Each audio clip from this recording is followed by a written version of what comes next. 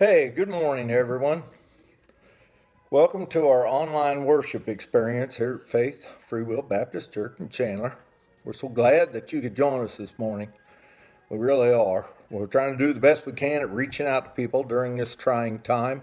So if you would, please let us know with a comment, whether you're watching on Facebook or YouTube, and where you're at and who you're watching with, maybe family, friends, neighbors, and feel free to share this video with anyone you can think of that might benefit from it. We've got a great worship experience lined up. We've got our worship team to be leading us in some worship music from their homes, of course, due to all the safety measures, which is good. We're also going to try to articulate our how our message is continuing to make a difference in our mission of our church here in Chandler and our surrounding area.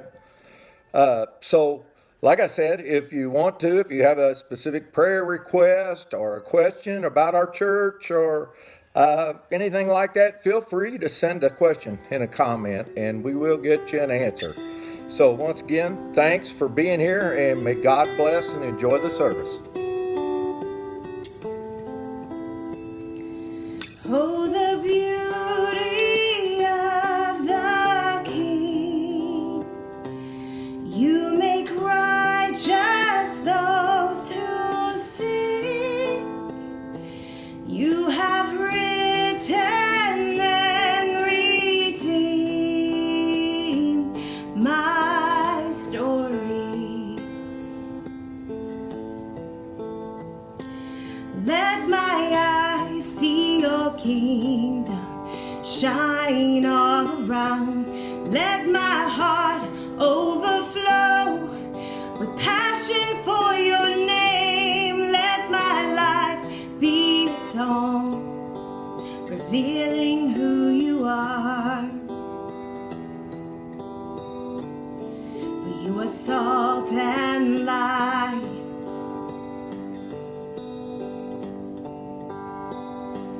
Oh, the love that set me free.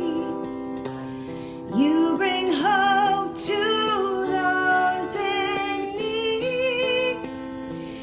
You have written and redeemed my story. Let my eyes see your kingdom shine all around. Let my heart overflow with passion for your name. Let my life be a song revealing who you are. For you are salt and light. You are love's great height. You are deep and wide, a consuming fire. You are salt and light. You are love's great height. You are deep and wide, a consuming fire. Let my eyes see your kingdom shine all around.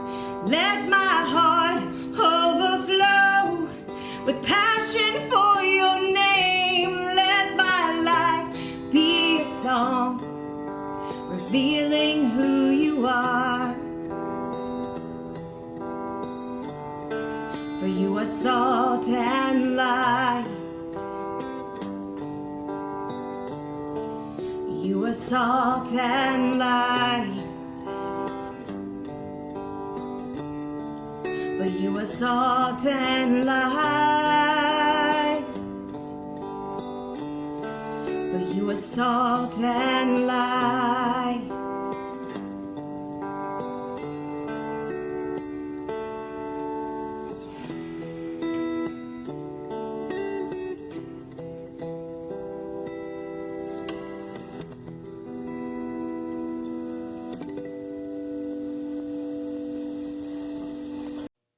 Hey, super cool news. Our worship teams have started recording here in the gym, which means that next Sunday we'll be moving into step 2, which is we continue to worship from home, but our worship teams are providing the worship, leading us in worship, recording together here. And that not only moves us into step 2, but it prepares us to step 4, for step 4 when everybody will be able to gather for worship here in the gym. Now, the step in between, step 3, is you will invite people to join you in your home to watch worship. And maybe this is people that you're already seeing on a regular basis. Maybe it's folks from church that you have a relationship with, or maybe it's a friend, neighbor, relative that doesn't attend church, but maybe they would come and participate in the worship experience with you in your home. And so we're going to move into step 2 next Sunday, and then step 3 will follow that.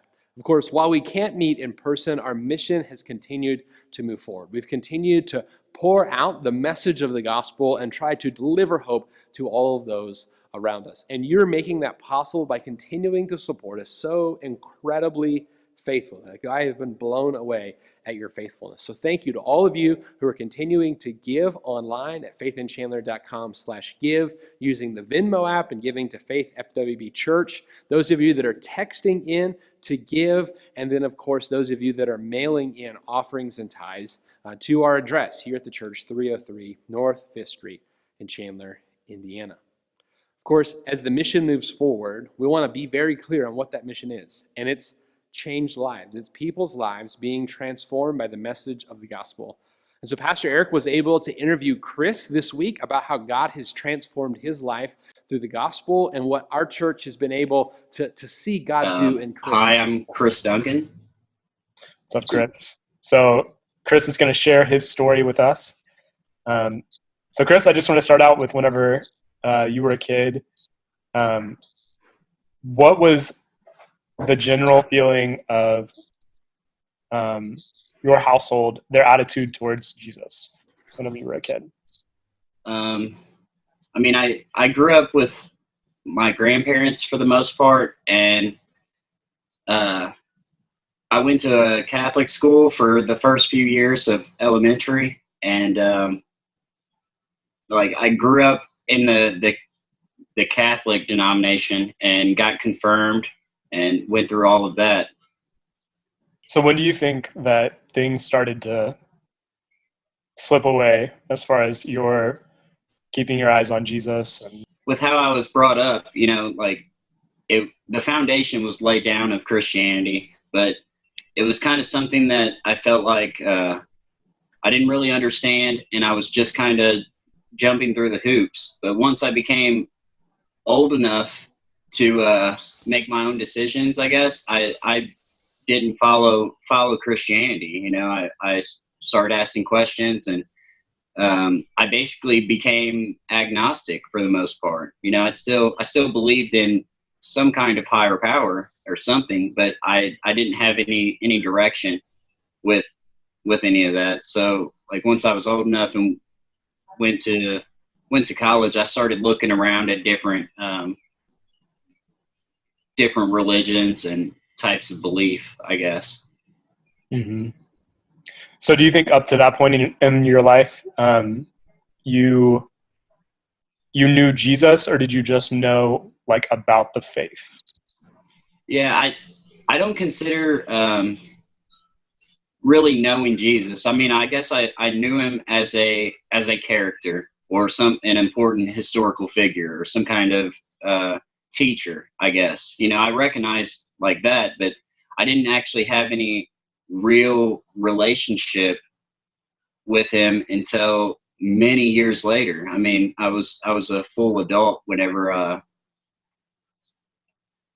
came back to my faith. I went through a real rough past, or a rough time in my past, and I didn't have any relationship with Jesus. But I think so as much as you'd like to describe that time in your life whenever you had kind of abandoned the faith of your childhood, you had kind of learned enough and not gotten enough answers to where you were like, I don't know, maybe these other religions are true. Maybe there's a God out there, but who knows what truth is. What happened after that point? Really, I went through a lot of years of struggling with addiction, and I had this moment where where I needed help. I was ready to stop, and I hit my knees and prayed to God. At that moment, I didn't know what God was. I prayed to whatever could help me, and it wasn't long after that my cousins invited me to come to Faith Church, and I started to be more open-minded, and I started to accept Christ, and I don't know, it was like a real transformation from that point. Whenever you came to faith, um, you came because you had family here who had invited you.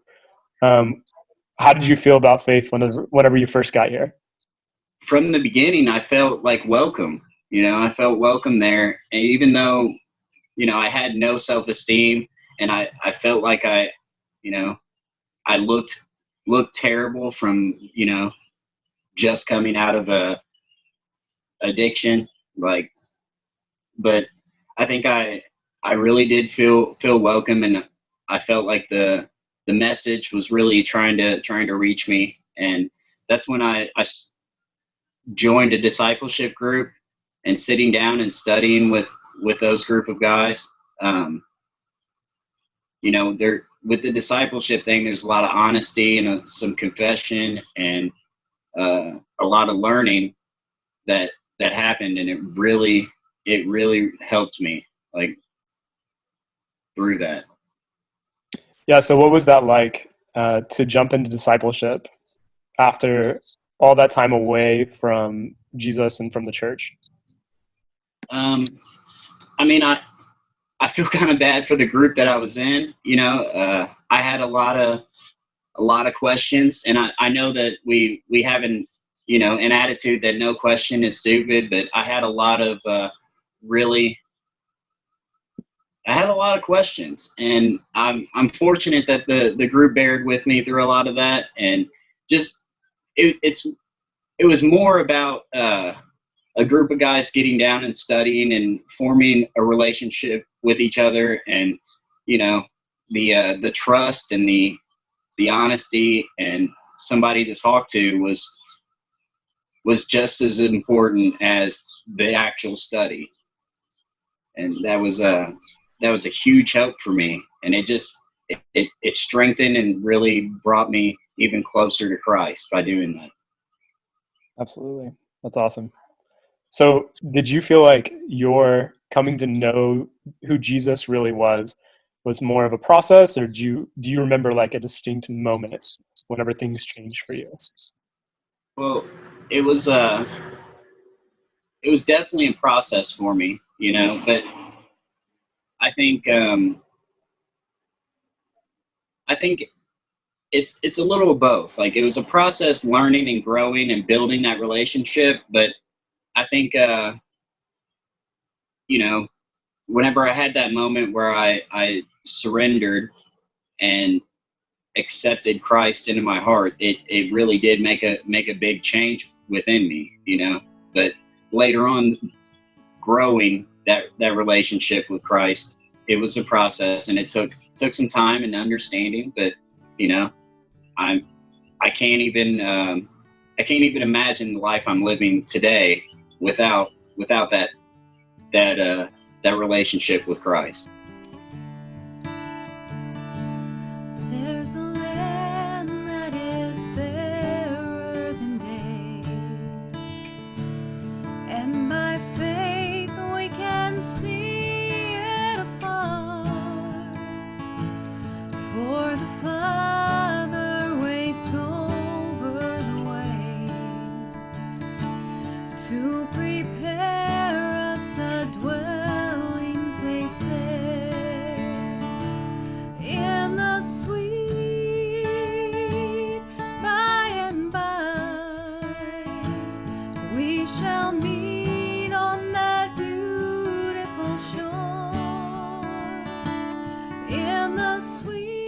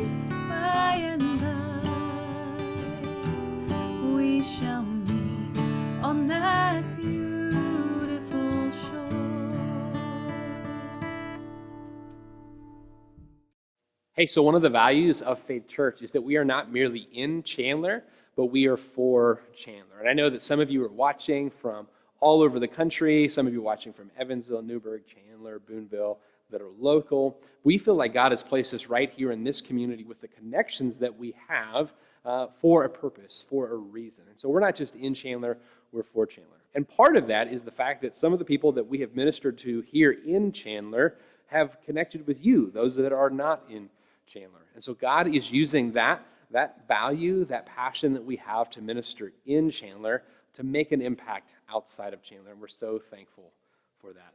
And right now, that continues. We continue to hold that value dear. We continue to minister in Chandler and be for Chandler. And today's message is all about how exiles are to be for their city and how we are to be for the community where God has placed us. Because this is not our home. We have a home that's on the other side. And so today's message is all about how to be exiles for the city. And for us as Faith Church, that means being for Chandler.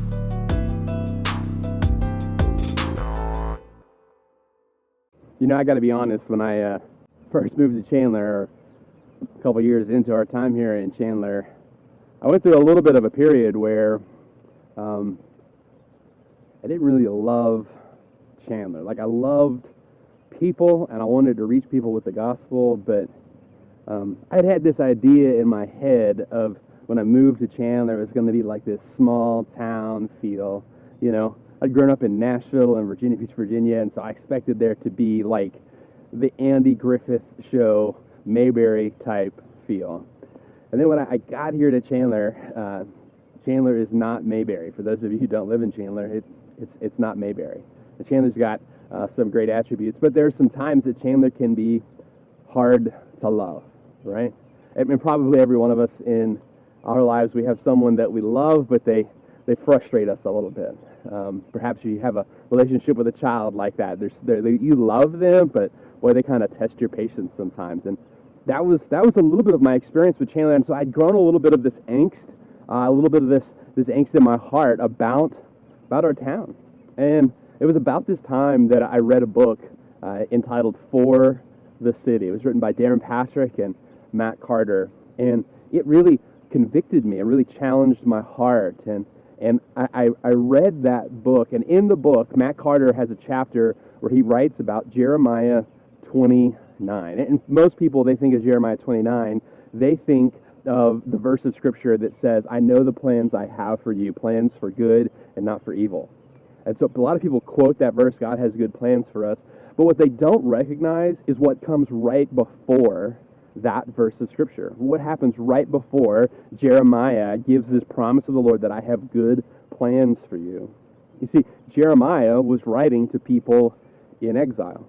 In fact, what he says is in the beginning of the letter, these are the words of the prophet sent from Jerusalem to those in exile. And then in verse 4, just in case we missed it, verse 4 says this of Jeremiah 29, "Thus says the Lord of hosts, the God of Israel, to all who were carried away captive, whom I've caused to be carried away from Jerusalem to Babylon." Thus says the Lord of hosts, to those people who are in exile. They've been carried away out of Jerusalem. They've been forced to live in Babylon. They're living in tents and shanties along these irrigation canals, in these agricultural fields where they're being forced to work on the farms to supply Babylon with all of their food, to supply the army with all of their food.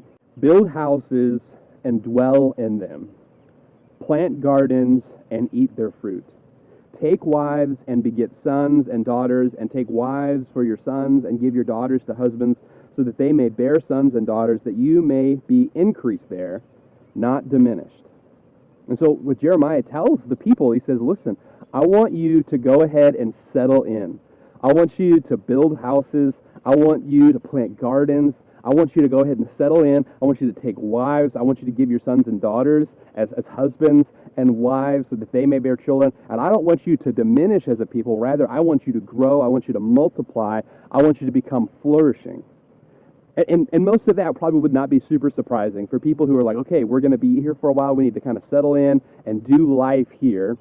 But the next verse, verse 7, is incredibly surprising, especially when you know where these people are at.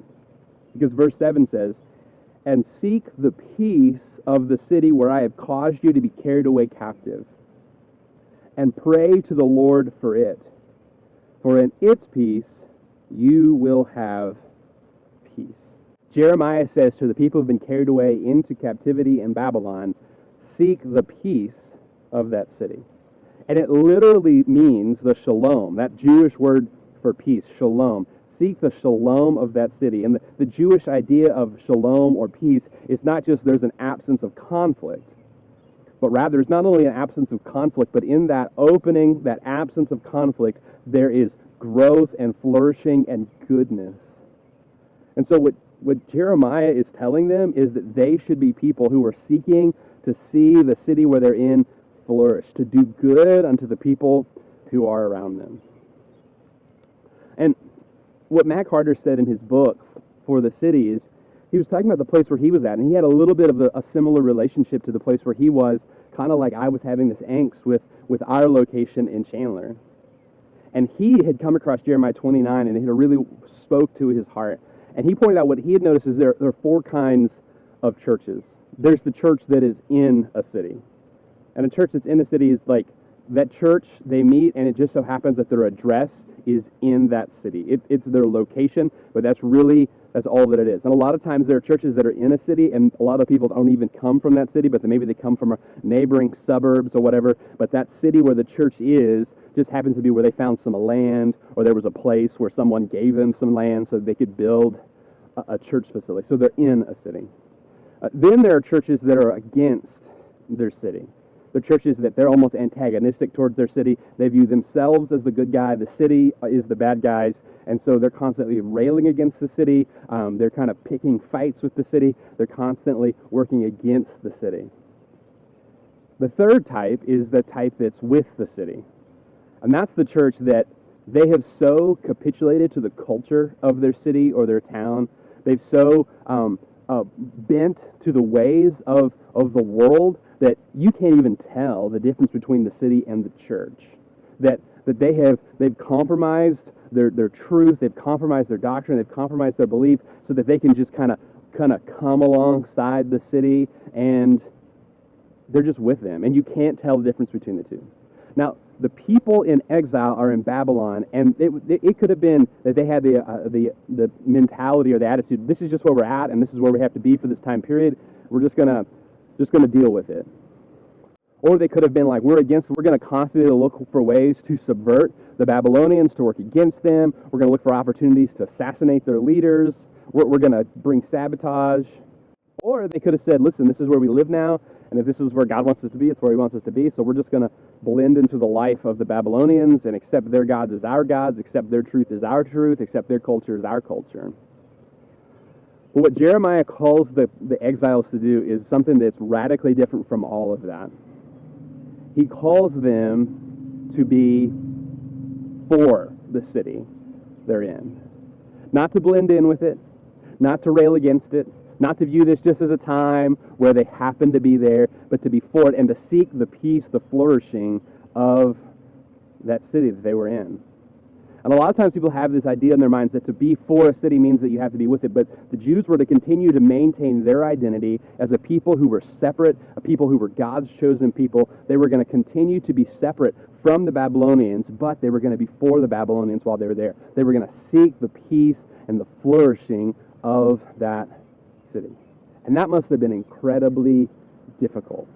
That must have been so hard, because here Jeremiah refers to them as people who've been taken away as captives. They're having to serve and pray for and seek the peace of people who want to subjugate them, people who've taken advantage of them. They're praying for their enemies. Does that sound like somebody? That sounds like what Jesus said, right?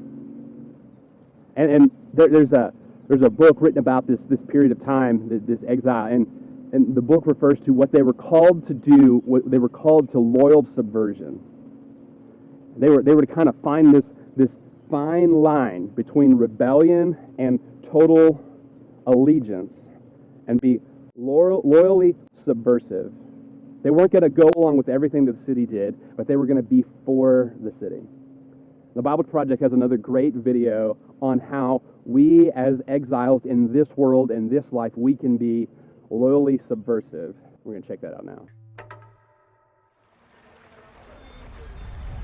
In the year 587 BC, the city of Jerusalem was attacked by the Babylonian Empire. And a year later, the city and the temple were plundered and burned. Thousands of Israelites were taken from their homes and relocated all over ancient Babylon. They became exiles. And so now they're a minority, surrounded by a new culture with new gods.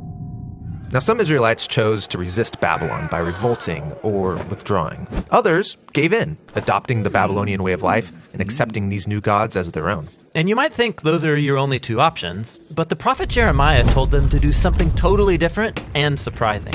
To settle in, build houses, plant gardens, grow families, and most surprisingly, to seek the well-being of Babylon and pray to the Lord on its behalf. So this is like a third way. Yeah, it's not compromise or revolt. What does it look like? Well, there's a whole book of the Bible that explores that question. It's the story of Daniel. Daniel was one of the Israelites taken into the Babylonian exile. And because Daniel had a royal heritage and education, he was recruited along with some friends to work in the high court of Babylon. Work for the enemy? That would be compromise. Or they could gain the king's trust and take him down from the inside. That's what you might expect, but instead, they take Jeremiah's advice and choose the third way. They serve the king of Babylon, taking on Babylonian names and even clothing style. So they seek Babylon's well-being.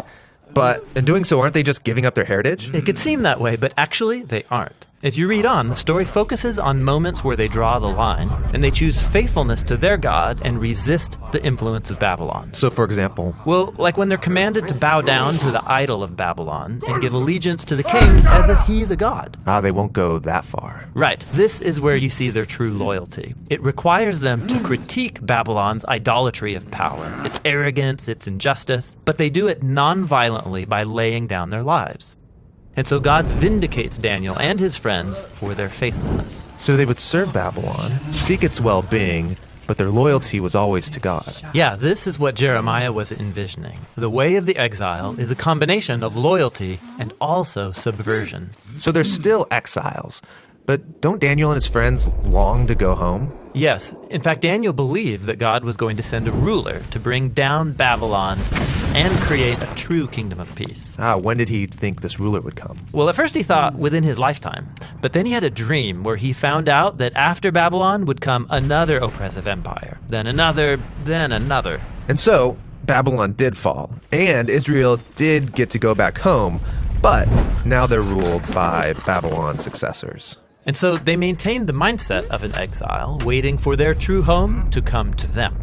And they continued the same practice of loyalty and subversion to any new versions of Babylon that came along. And this leads us to the time of Jesus. The empire of his day was Rome, ruled by Caesar. Now, some Israelites wanted to resist, while others gave in and adopted Roman culture and its gods. But watch Jesus carry on the subversive loyalty of Daniel. Like when he said, it's fine to pay taxes to Caesar, give him back his coins. But then he said, don't mistake Caesar for God. God's the one who deserves your total life and allegiance. So the way of Jesus is this same mix of loyalty and subversion. Yeah, like he taught his followers to love and even bless their enemies. But he also got arrested for speaking out against the corrupt leaders of Jerusalem and Rome. He critiqued their idolatry of power, and it cost him his life. But God vindicated him by raising him from the dead as the true king of the nations. The king that Daniel had hoped for. Right. And Jesus promised that one day his kingdom would prevail. And so until then, his followers are living in a type of exile. Yeah, this is why the Apostle Peter calls followers of Jesus foreigners and exiles. He told them to respect the authorities of whatever place you happen to live, to honor and love all people, but then he reminds them that this isn't their true home. They're still living in Babylon. But, well, they're not living in Babylon. Babylon doesn't exist anymore. Or does it? In the Bible, Babylon has become a symbol that describes any human institution that demands allegiance to its idolatrous redefinitions of good and evil. Okay, so we all live and work in Babylon. How do I seek the well-being of Babylon while my allegiance is to someone greater? Yes, Jesus' followers are called to live in that tension between loyalty and subversion. That's the way of the exile. So when Jeremiah writes this letter, he writes this prophecy to the people who are exiles in Babylon. He writes this letter to the people who have been carried away as captives. There were some people who really didn't like it. In fact, Jeremiah was an incredibly unpopular prophet. And he was unpopular because he always told the truth. Whatever God told him to say, he would say, whether it was popular or not. And Jeremiah is referred to as the weeping prophet because he was constantly having to deliver bad news. He was constantly having to deliver news of the people being carried away as captives, delivering news that they were going to be in captivity for 70 years, and people didn't want to hear that. They didn't want to hear that message. And so they chose to rather instead listen to prophets like this guy named Hananiah. There were these false prophets who they didn't deliver messages that God had given them, but rather they delivered messages of what they knew the people wanted to hear. Verse 8 says, "For thus says Lord of hosts, the God of Israel, do not let your prophets and your diviners who are in your midst deceive you, nor listen to your dreams you cause to be dreamed. For they prophesy falsely to you in my name. I have not sent them, says the Lord. For thus says the Lord, after 70 years are completed in Babylon, then you will return." So these prophets are saying, listen, he's gonna come back, and he's gonna give us victory over the Babylonians. He's gonna bring us home. He's gonna rebuild his city. This is all gonna happen really soon. And the people are like, yes, that is what we want to hear. But God hadn't given them that message. And so Jeremiah has to deliver this message of, God is gonna bring you back one day, but not yet. God is gonna bring you back one day, but not now. And that message was incredibly unpopular. And because Jeremiah constantly delivered these unpopular prophecies, the people imprisoned him. They would eventually kill him because he simply told them the truth. And what's sad is that because Jeremiah told the truth, he was viewed as an enemy. And right now we have this crazy thing happening in our culture where anything that someone says is automatically tied to one political platform or another. Like right now, even this crisis that we're in, it has been politicized because it's an election year and there's an election coming up. It's been politicized to the point that whatever stance you might take on the virus is somehow connected to your political affiliation. And a lot of pastors have kind of found themselves in the same place as Jeremiah. They feel like they're doing what's right, what's going to be a blessing to their people, but people are just saying, well, you're liberal, or you're conservative, or you're compromising, or you don't care about people. And we've come to this place in our nation where research has become finding what we want to be true on the internet and saying we found sources. That's what the people did in this day. They went searching for what they wanted to hear. And they decided that the prophet who said the thing that they liked must be the right one. Jeremiah delivers them a message that is difficult. It's hard, but it's true. And what he calls them to do is to settle in to this exile and this captivity, and in the middle of their exile and captivity, to care for the city that they're in, to love the city. They're to show compassion. And some people would call that compromise. And know this, that when we show compassion to our neighbors, when we show compassion to our friends, there are going to be enemies who attack us and call us compromisers. There are going to be people that just look for a reason to be against us. There are going to be people who look for a reason to oppose us because they don't like what we're doing, they don't like what we stand for, they don't like our message, they don't like the truth of the gospel, and we can't compromise those truths, those parts that they don't like.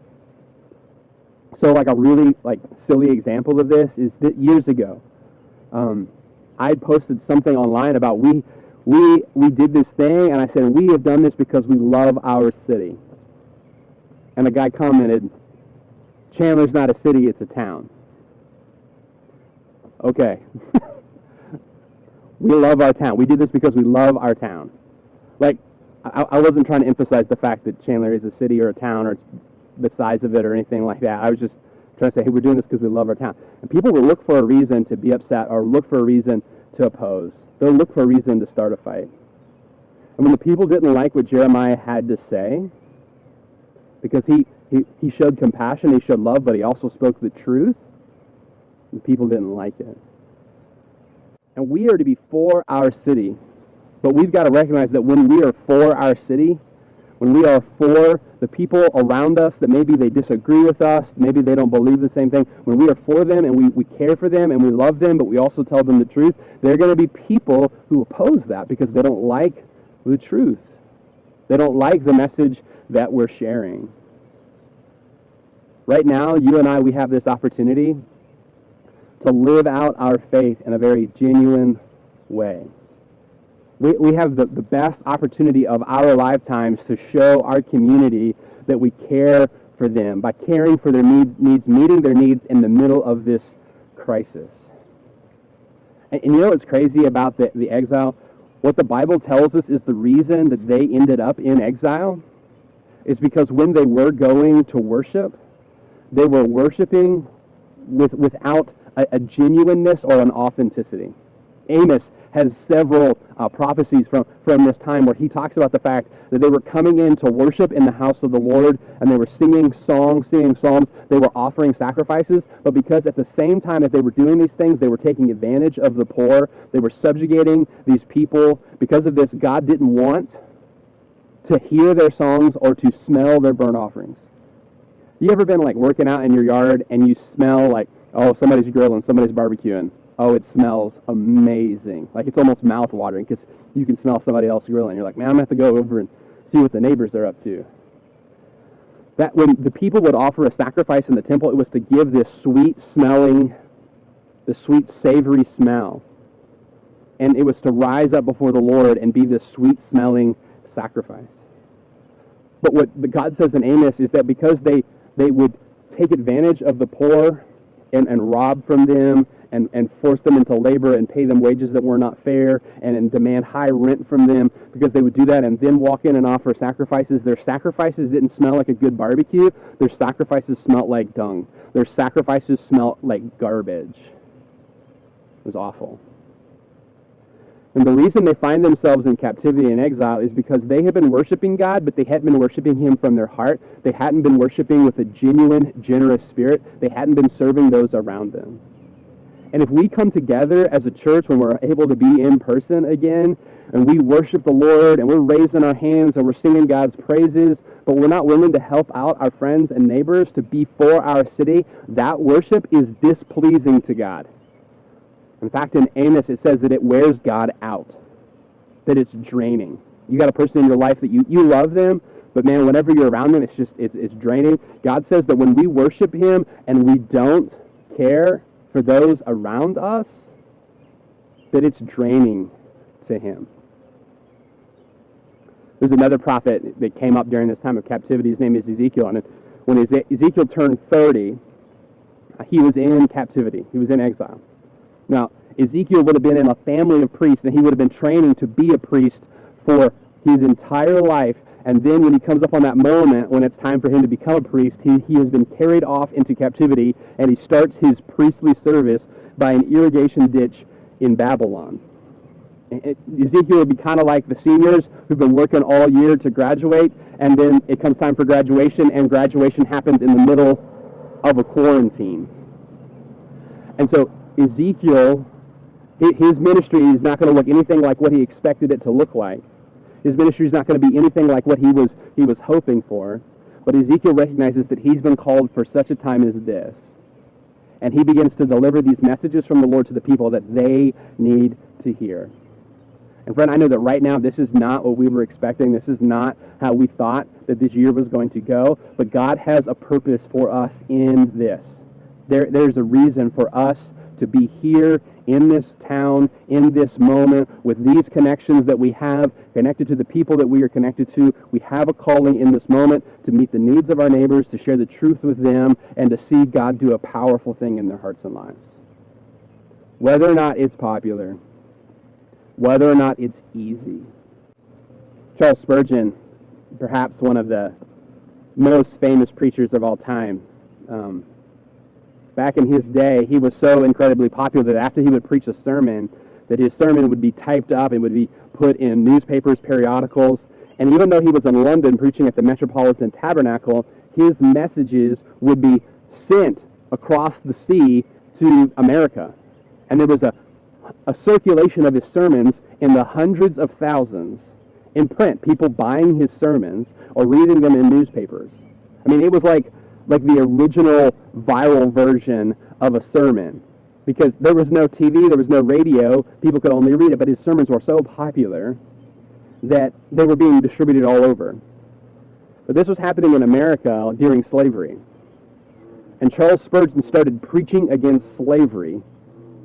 And the people in the United States were so angry that they started burning his books and burning his sermons.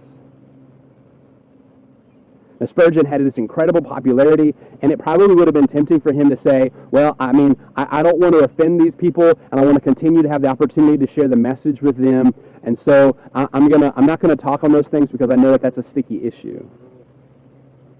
But Spurgeon continued to tell the truth because he loved people enough, all people enough, to care for them. And right now, our town, our city needs us to be for them, to show them love, but also preach the gospel, preach the message of the truth. God has placed us in this town, in this time. God's given us these connections, this network of people who are watching these sermons online. There's a calling that God has for us, and it's not just for us to do what's popular or to do what will be well liked, but it's for us to do what is loving, to care for people, to meet their needs, and tell them the truth. And so what we see in Jeremiah is that we are called to be for our city. We're to seek the peace, the flourishing of our city. And the only way for our city to truly flourish is not for it to have the material needs met, but to truly experience human flourishing, we've got to have our spiritual needs met. We've got to have our most basic need met. And our calling in Chandler is to love our city and to meet the physical, material needs all around us, but it's also to meet the greatest need in our community, the greatest need among our friends and neighbors, the greatest need among our families. It's a spiritual need. So let's truly be for people. Even in this time of exile, even in this time that we're not home yet, we're not where we belong. We're looking toward a home that is ahead one day, that Jesus is preparing for us, that we're headed to one day. We're looking towards that home, but let's be for those around us by bringing them along with us to that place of rest. Father, I pray you'd work in our hearts. Lord, that each one of us would be challenged. We would feel called to be a channel of blessing. Lord, to be a people who seek the flourishing of those around us, who bring about true human flourishing through a spiritual awakening. Lord, that we would not only meet material needs, but we would meet spiritual needs. Lord, that we would do what we would let people know that they're loved, but also tell them the truth. Lord, help us to walk that fine line.